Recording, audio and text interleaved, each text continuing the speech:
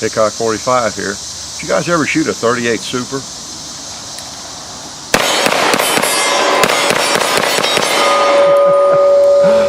Oh, looks like a Colt 45. And no, it says 38 Super on it. So it must be that. Yes, 38 Super in a Colt government model. Pretty cool, huh? It's a new Colt 1911, if you didn't notice, but it is chambered in a slightly different round than many of you are probably familiar with. Now, a lot of you are, but I think probably many of you are not. Take a look at it. This is a Federal's American Eagle in 38 Super. I should have brought out a 9mm round. Well, you know what? That can actually be arranged.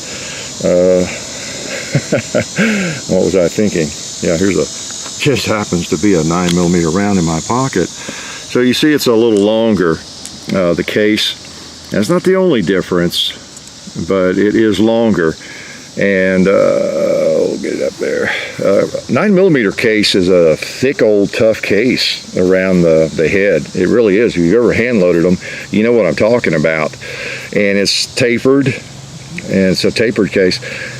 These old 38 Super cases, they're kind of like just a, I don't know, scaled down 45 or a 38 Special or something. Don't have quite that much rim, but they're straight wall pretty much. They've got a little bit of a rim, semi-rimmed, and they're really easy to hand load. I loaded thousands of them back in the late 80s, 90s, and shot many tens of thousands probably of them in competition and just practice and plinking and everything. So it's a little longer than a 9mm, basically the same bullet though, okay, different weight, but it's a 356 whatever, same size bullet essentially. All right, 38, 357, 38 Special. Hope you caught that video recently. 9mm, even 380s, close to the same, and 38 Super. A lot of bullets, the actual bullet part, in this size that we shoot in different cartridges, right? Boy, we need to do something on that too, because I get a lot of people asking about, well, 45 Colt shooting a 45-70 and that sort of thing. It's the cartridge that's important, as much as the bullet. Okay, so 38 Super, boy, this is known maybe in most circles as a competition cartridge. Okay, not exclusively though, and it makes a nice shooter in a 1911. If you've ever shot a 9mm in a 1911, really sweet. This is the same way, even though you've got a little more velocity. It's hotter. Okay, generally in a 38 Super, the bullet is going to be on the lighter end, about 115, 20 grains. And it's going to be trucking out there at maybe 1,200, 1,300 feet per second. Okay? That depends. There are people loading even lighter bullets, I think, and cranking them up even hotter. But that's kind of what it is. It's a hot, think of it maybe as a really hotter 9mm. All right? I don't know how it would compare exactly. A 357 SIG, similar, I would think. I'm not sure. I'm not as knowledgeable about the 357 SIG. I happen to also have, I'm going to shoot them now while I'm thinking about it because I'll forget. These are some old silver tips, Winchester silver tips I had from back in around I probably bought them in about 1989, something like that. As I had a government model 38 Super that was not really a competition gun, and I actually carried it some, but I don't know if these are still work. They've been, not in air conditioning or controlled environment. So let's try them. These are Winchester silver tip hollow points. I've been anxious to see if they'll fire now that I have a 38 Super back at the compound, because I've not had one for decades. Well, we got a hollow point. Why don't we just shoot something that will blow up a little bit, maybe?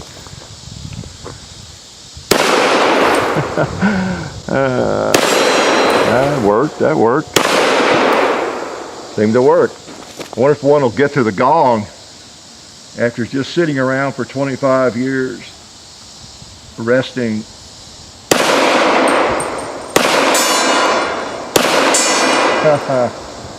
Mr. Cowboy. Yeah, that's good to know. that they still work, and also that this feeds hollow points. That's one of the reasons I was doing that. The only hollow point, the only 38 Super I have in the house. Although I think somewhere I have some hand loads left over from the old days. Okay.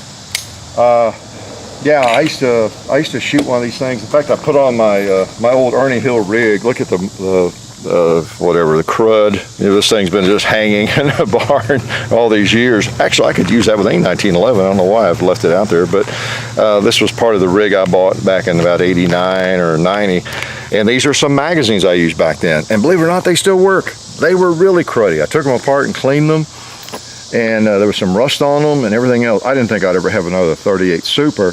And I found these things with these, I thought those brass butt plates were cool. They're not extenders or anything. I mean, they don't add to the capacity of the magazine.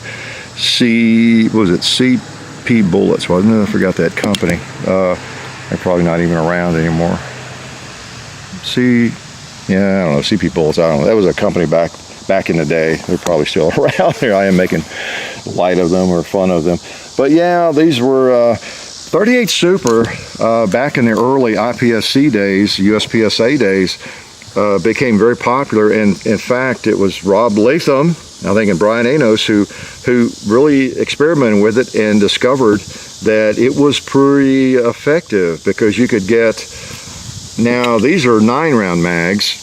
And even with 9-round mags, that was better than a 45. That's what everybody was using, you know, at that time, a 45. And you had 7 or 8 rounds in your magazine. 38 Super gave you 9 or 10 in the magazine. And most of the mags, that even back then, were 10 round. These are 10-round magazines. They hold 10, these hold 9. And so you quickly got 10 plus 1. And for competition, if you're going through a course of fire, more ammo. And then they were doing the compensator thing, you know, hanging on the front of the gun to reduce recoil or muzzle flip and all that. And those actually work better with light, fast bullets. Okay, so that was very effective. They worked with a 45, but not as well. And so those guys really set the trend. 38 Super, I mean, in open class, that means, you know, anything goes class to an extent. 38 Super reigned. It ruled the day. Anybody that was any good, or just about, I mean, there's exceptions, but just about everybody was shooting 38 Super.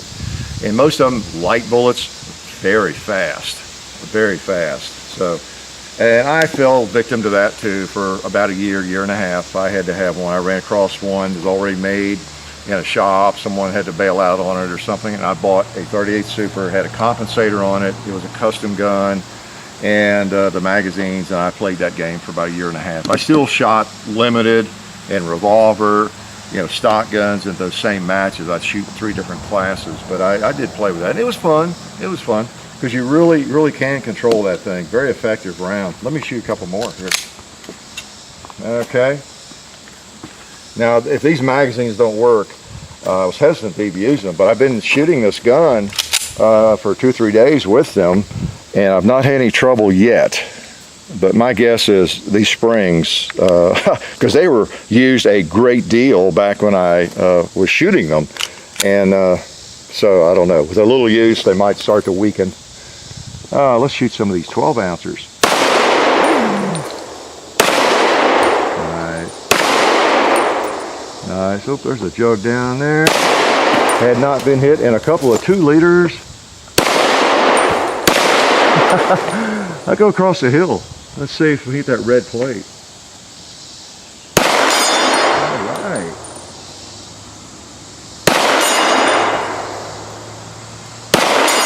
Well, that's 3 in a row. Let's shoot till we miss. How's that? Don't worry, you're not going to miss dinner.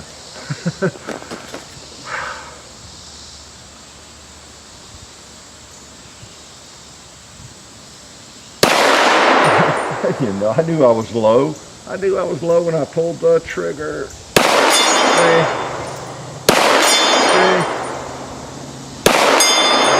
I'll tell you what, that thing's a nail driver. Let's go for the gong. Wake him up too.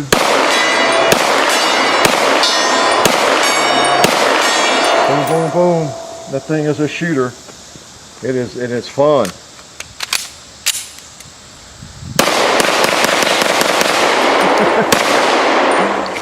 Oh boy, it takes me back. Hey, you know something I discovered over this week shooting this thing?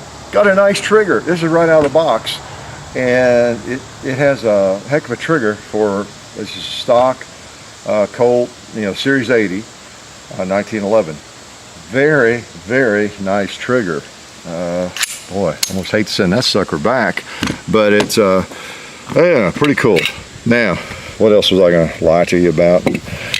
38 Super, I know just enough to be dangerous, so you might have to correct me on this, but because I'm not that familiar with the early 38 ACP, I've never had a firearm. The Colt 1900 and 1902, some of those models, there are 4 or 5 different models that actually fired, chambered the 38 ACP, automatic Colt pistol round, which was basically this round with a little bit less punch. Okay, I think it cranked at around 1100 feet per second, 1150, maybe 12. And it was just called the automatic Colt pistol, the 38 ACP. And I didn't really know that until I started researching, because I was just vague about that area. But oh man, gun writers will set you straight in a heartbeat. 38 Super did not come about in 1928 or 29. All they did was build a gun called the Super, the 38 Super. The cartridge has been here a long time. And then in the later 30s, as I understand, 40s, they began to crank it up a little bit, especially when this gun came along, of course. Well, in 29, whenever. It would handle a little more pressure. And so they cranked it up to around 1300 feet per second. And they designated it as a Super later on, okay? And then, when was it? I think it was in the 50s maybe, they actually designated it as the 38 Super Plus P. Gave the cartridge a different designation, or started loading cartridges that were called 38 Super Plus P. Like this brass says 38 Super Plus P on the head stamp. Mainly because this is pretty hot stuff. You get into 1300 feet per second. I don't know what the velocity on these are, is range ammo, but you wouldn't want to put it in those older guns. You run into that situation with 44 Magnum and old 44 Specials and all that sort of thing, 38s. So a 4570, you can crank up 4570 in a Marlin or a Sharps. So a lot of the guns I have, you can make a 458 Win Mag out of them almost. You can put a lot of round, a lot of powder, get a lot of mileage, a lot of velocity out of it. So I'm trying to say, but you wouldn't want one of those rounds to end up in an old Springfield trap door made in 1873 or 1880. Say that's an issue you run into there. So, but the cartridge has been around forever. It's the exact same dimensions, okay? And it's a neat cartridge. The early models now had a reputation for not being all that accurate because they head spaced on the rim. The rim's what held them in place on those early Colt pistols and everything. And there was apparently a little bit of a movement or a wobble or something. I'm not sure. Some of the gunsmiths might explain it better.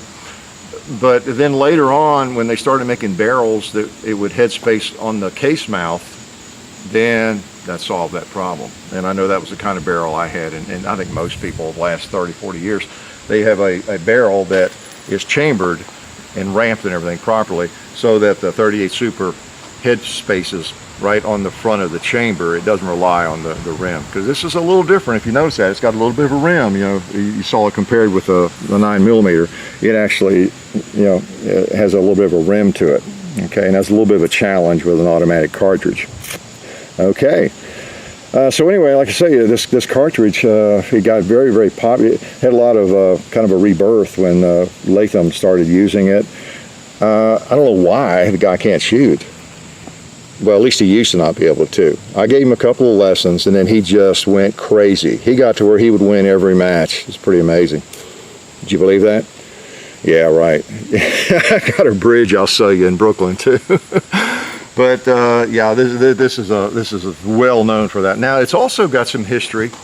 Just as of 1911, I don't know if you knew it, but a lot of the Latin countries, it's very popular down there, and it was through the 20s, 30s, 40s, 50s run, and it's still, I guess, because in a lot of countries down there, you're not allowed to have as a civilian. Well, some of them you can't even have a gun, right? But you cannot. It's a definite no-no to have a firearm chambered in any of the military cartridges, you know, like a NATO round or 45, a 9mm. And it's weird. There's several, I think quite a few countries around the world like that. But 38 Super's fine. So this is a very popular configuration right here on 1911, and has been for a lot of decades south of the border, the 38 Super. Okay, you'll see some really old ones that have obviously been down there, and there's some of them were made and remade, and the names on them you wouldn't be able to read unless you can read Spanish or something. But they're 38 Super, popular round. So if you knew that, I actually knew that, but not because I was down there and shot one. But let me load a mag while I'm talking a little bit here. I've enjoyed shooting the thing. It's an easy cartridge to load, and it's pleasant to shoot. Now, some of the guys that compete, oh man, I used to hate to be on a squad with certain individuals. They would have 38 Super rounds. I don't know what weight their bullets were, light as they could get them, and as fast as they could get them. And boy, did they scream. You better have your, it was like somebody shooting an AR-15 right by you. You know, and I was a range officer, so I was running around behind them too with a timer and everything when it was my turn to do that. And boy, you had to get your earmuffs on so tight. But that's where it had a lot of its history in USPSA and the gun game. And it's still popular, I think, in that game. Like I say, I talk about all that in the past because I just don't do it anymore. It's not that I got too old to do it. I just kind of lost interest in it. I spent a lot of weekends at those matches, and it was fun. But you know, I just like to shoot too many different kinds of firearms, and I grew weary of trying to shave off a 1/10 of a second on my draw and that kind of stuff. Like, you know, like, who cares? I didn't, but it is fun. I would highly recommend you do something like that if you think you would enjoy it at all. Okay, so that was pretty neat. 38 Super. What else about the cartridge do I know? It's I mean, it's available, and there's a lot of guns. There's a lot of different 1911s chambers for it, in fact. So if you thought you ever wanted to try it. Now, the ammo is not cheap. Just depends. I have seen some kind of off-brand boxes of it that were not too bad. But by and large, it's going to be more expensive than 9mm, maybe even 45. I don't know, it just depends what kind you find and where it is. I would recommend you hand load if you're going to shoot a lot of it, because it is easy to hand load, very comfortable to hand load. The cases resize very simply and all that kind of thing. All right, let's shoot a couple more here. Okay. Interesting cartridge, 38 Super. Maybe one that you haven't fired before. You might not have even seen that cartridge, I don't know. What have you been doing with your life? Oh, we got a target. I'll take a shot at that in case we post that. See if I can miss that one.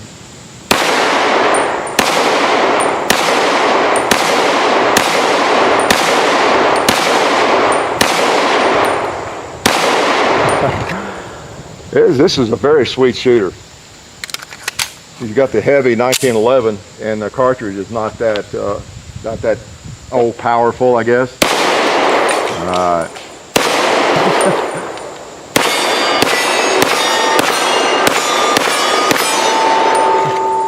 Oh, there I go, neglecting that cowboy on the left again.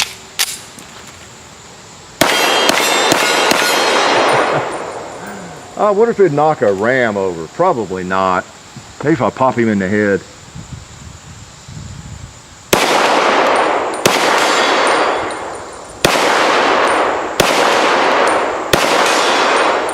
I don't even know what I was hitting him. Let's try a pig.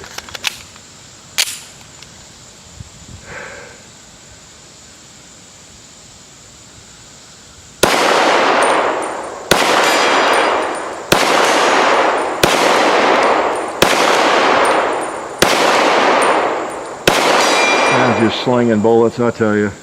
I'm going to try that turkey on top up there. Boop, flop, there he went. Empty. I have one more magazine. Why don't we see how fast I can get rid of them? I just hate to have ammo in my firearm. So let's just blast them out of there.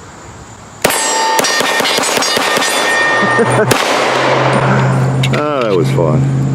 That is a very comfortable cartridge to shoot. It just really is. 38 Super. That's neat. Like I said, I had one with a compensator on the end, and it was kind of a weird firearm, difficult to break down. 1911, of course. Also had one just like this. It was a Springfield that I won in some match somewhere shooting a 38 Super. So I decided, I've got all these 45s, I'll just get a stock gun in 38 Super. And I don't know what I did with it, traded it or something to somebody who wanted it more than I did. But pretty cool. And there's a real place for it, actually, because I don't know what all the wide range of hollow points are out there today. Of course, you wouldn't need very many of them. You found a good box of hollow points. And in terms of practice and just shooting, it's a very comfortable firearm to shoot. It reminds me again of the 9mm in one of these. Just very, very pleasant. If you don't like a lot of recoil and the 45, maybe it slaps you around a little too much.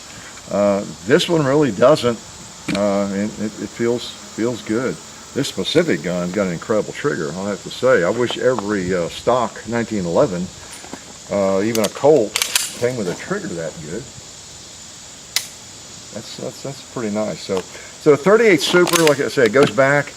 Actually back to the turn of the century, like 1900, called the 38 ACP apparently, but it just wasn't called the Super at that time. It wasn't quite as hot. And then Colt came out with the 38 Super 1911 in around 28, 29. And then it just gradually, they increased the power factor of the round, as we moved through. And it became a little more super. Okay, but it wasn't really called the Super. And again, one thing I didn't mention that I reminded myself when I said power factor, that was one of the reasons for it, and still is, I guess, in competition, because you have to achieve a certain power factor. It's a formula, but you got to have a certain level of muzzle energy, weight of the bullet times velocity and all that kind of thing. And it's easy to get with a 45 and a 40, but the 9mm, you just about can't do it. Although they have lowered that power factor, so I'm not 100% sure now. I think it's still hard to reach it with a 9. Okay, but anyway, back in the day, and still, if you crank one of these up, even a light bullet, and to a high enough velocity, a safe velocity, you reach major power factor instead of minor. And for those who haven't done that before, when you get A hits on a target, they all count the same. But when you get marginal hits like B, C, D hits on your paper target, if you're shooting a minor caliber, it gives you fewer points. But if you're shooting a major caliber, you get more points, like 45. So this was just like shooting, and is, a 45 ACP in competition. You're getting the maximum number of points on the target, okay, even marginal hits, because of the velocity and the power factor. So that's what made that very, very desirable. And actually easier to shoot well than a 45, because like I said, with that compensator on the gun and shooting a light, fast bullet, just like an AR, you didn't get as much muzzle rise, so you could get follow-up shots quicker and all that kind of. That's why it's so popular. All right, so little history there on the 38 Super. I've had a lot of experience with it, and but not in recent decades. But a nice little cartridge, kind of interesting. I thought maybe. And I've had a lot of requests to get a 38 Super, and so I did. I requested one, and there it is. So a little bit of information about it that maybe you didn't know. But even though it's an unusual cartridge, like you might go to your local gun shop and ask for a box of it, and they just look at you like, what? The person might not even be familiar with it. I don't know, or you might have 10 boxes there. But it's a very nice cartridge, whether everybody has heard of it or not, believe me, and it's quite popular in a lot of circles. So 38 Super, and about anything in a 1911 format, is going to be a pleasure to shoot, right? Life is good. We'd like to thank one of our sponsors, SDI, the Sonoran Desert Institute, SDI has fully accredited distance learning programs where you can get certified in gunsmithing or even an associate's degree in firearms technology. Of course, the study includes hands-on experience, which is important, of course. So check it out. Go to sdi.edu or just click on the link in the description. Okay? And also would like to remind you to check out the Hickok 45 Facebook page and the Hickok 45 and Son channel and its Facebook page, as well as Gun Culture Radio on iTunes. Now remember all this, because I'm coming to your house randomly over the next year or two to give you a quiz on it, okay? Thank you.